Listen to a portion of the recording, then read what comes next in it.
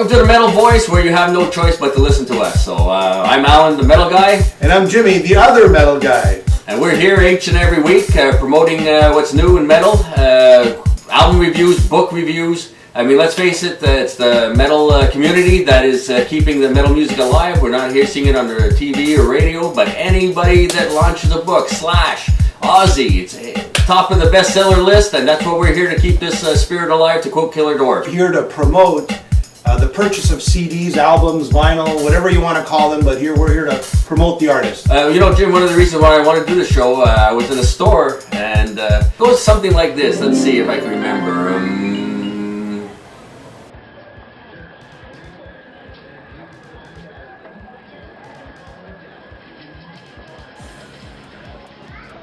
I love metal, but where do I start?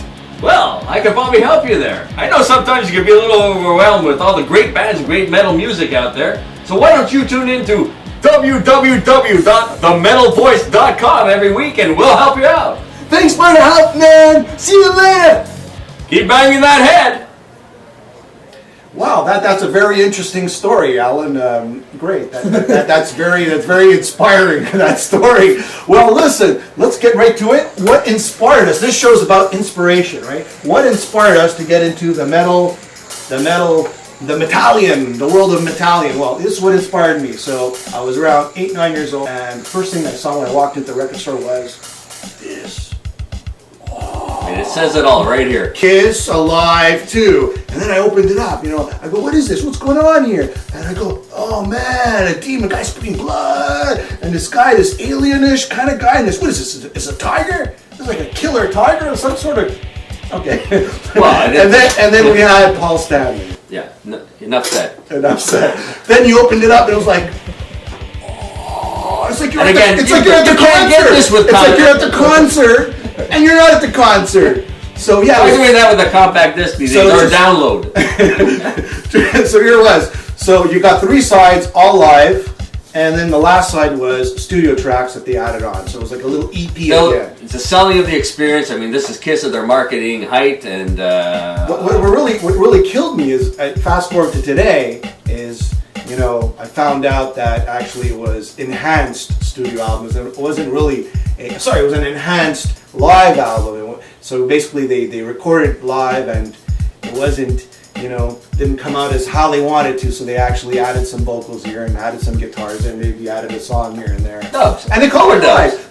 The music, I put it on, it was mainstream enough, but hard rock enough. Detroit Rock City, King of the Nighttime World. This was like I Stole Your Love, I Stole Your Love. And it was amazing. I mean, being back in the 1979, I guess that's when it was released. But you know what's still dear to my heart? It was the beginning. So how about you, Alan? Well, went to get an album. Always liked hard rock. Alice Cooper, BTO, April Wine, and came down that day between the Police, Zenyatta Mandata, and this baby right here, Acdc Back and Black. So I remember, goal of this show, didn't have anybody telling me what to buy, didn't know what to look at, didn't have the music magazines. So remember the baseball cap from my friend, though, had all the great bands on it, The Who, and the Pins, too. The Pins. Acdc was one of the bands. I didn't see the Police on his baseball hat, but every other band I love. So I said, you know what, I'm going to grab this album, which I've life-altering experience. I think if I went with the Police, I'd probably be listening to Justin Bieber and Lady Gaga, and my life would be pretty much over. But instead, I grabbed this sucker. From the first tolls of Hell's Bells all the way through to that Dragging the Cigarette Brian Johnson takes before rock and roll ain't noise pollution. I mean, nothing but pure power. You can hear the flesh of his lungs and his throats being ripped out as he sings and being splattered all over the studio walls. Thanks to Muttline's. Not a bum track. I sold a gazillion copies, so I think I made the right choice. So that's where I'm. And it's we've been listening to metal ever since, Jim and I. And just on a note, I think it's one of the best sold albums in the world. In the world. One of the top 5 of all time, exactly. One of the top 5. Top 20, top 10, around there. So tune in every week. This is a little bit what we do for your metal neophytes that are maybe just starting your record collection, and we could help you, CD collection, sorry, to the receding hairline headbangers out there that maybe we can, some of our stories, experiences will bring back some good memories for you. Tune in every week. This is what we do. But one of the things we finish every show with is a little debate. The metal debate. The great metal debate.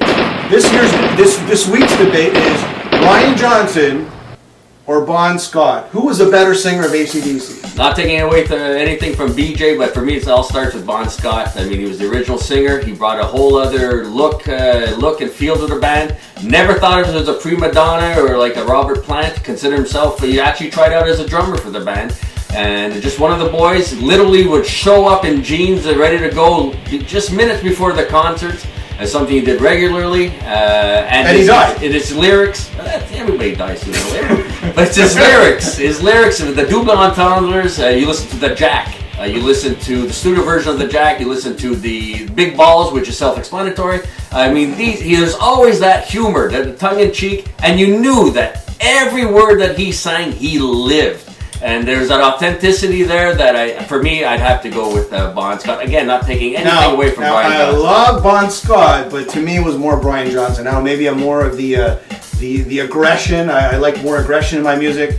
And you know, you got Back and Black, sold a gajillion of copies, but not only because it sold so well, not a bum track. And then you have For Those About to Rock. It's just an amazing. Flick of the Switch, underrated as well. That's right, Flick of the Switch. You got a couple of bum albums here and there afterwards. Debatable. But then you got like the Thunderstruck, you know, from the Razor's Edge, and the last album, Black Ice, phenomenal album. And I even liked that Ballbreaker album. I thought that was a pretty good album too. So Brian Johnson to me would be a little bit better than Bon Scott, but I love Bon Scott just as well. Some of the emails we get or letters, one of them is from Kayla from Montreal, is saying, hey, if I was going to start off my record collection, what 3 albums do you recommend? Jim? Well, you know what? I would take the first 3 Iron Maiden albums. So you have Iron Maiden, then you have Iron Maiden Killer, then you have Iron Maiden Number the Beast. So there you go, Kayla. Iron Maiden, the first 3 albums. Just go in order, chronologically, you can buy them all 3 at the same time. Obviously, I'm going to go with this, Number the Beast. That's where it started for me with Iron Maiden. And the third one, I mean, anything from Black Sabbath, basically. They were the godfathers of metal. All the riffs. Tony Iommi is still the riff meister. And anything from Black Sabbath would probably be a great choice. So that's it. Thanks for tuning in. Some information. You can send in your own letters, your own comments to the email address. And is themetalvoice@gmail.com. Very easy to remember. Themetalvoice@gmail.com or www.themetalvoice.com. That's our website. You can go there and check out all our shows and any information about the show. Again, disagree with us, agree with us, learn something, don't learn something. What's important is we're talking about metal today, and that's all that really matters. And not Lady Gaga or just Justin Bieber. So, all right. Thanks for tuning in. See you next time.